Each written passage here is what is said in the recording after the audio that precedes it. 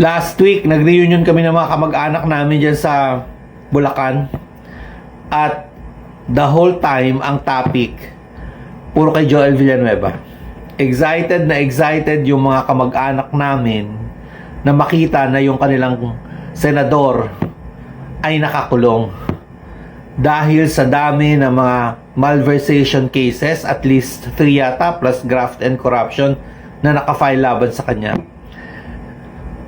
Ang nakakatawa dito, mukhang ngayon hindi na siya makakalusot. Hindi ka mukha dati na nakakalusot pa siya, di ba? Na pinapadismiss na ni dating Ombudsman Conchita Carpio Morales, tapos nung pumasok yung administrasyon ni Digong at nagkaroon ng bagong ombudsman, biglang nabaliktad yung kaso niya. Mukhang ngayon hindi niya na mai-impluwensyahan yung mga tao na nasa posisyon ngayon para i-prosecute siya at dalhin siya sa bilangguan. Ito kasing tao na to, itong senador na to, punong-puno ito ng hypocrisy. Punong-puno ng hipokrisiya. Naniniwala ba kayo na naniniwala ito sa Diyos kahit siya ay pastor? Kung ikaw isang tao na matino at naniniwala ka sa Diyos, alam mo lahat ng mga kasalanan na hindi mo dapat gawin. Pero kung ginagawa mo yan, yung mga kasalanan na yan, kamukha ng pagnanakaw sa pondo ng taong bayan, pangungumisyon sa mga proyekto na dapat inilalaan sa kanya mga constituents, pero kinukuha niya imbes na ipagawa niya ng mga totoong quality flood control projects, lalo dyan sa bayan niya sa Bulacan na maraming lugar na binabaha.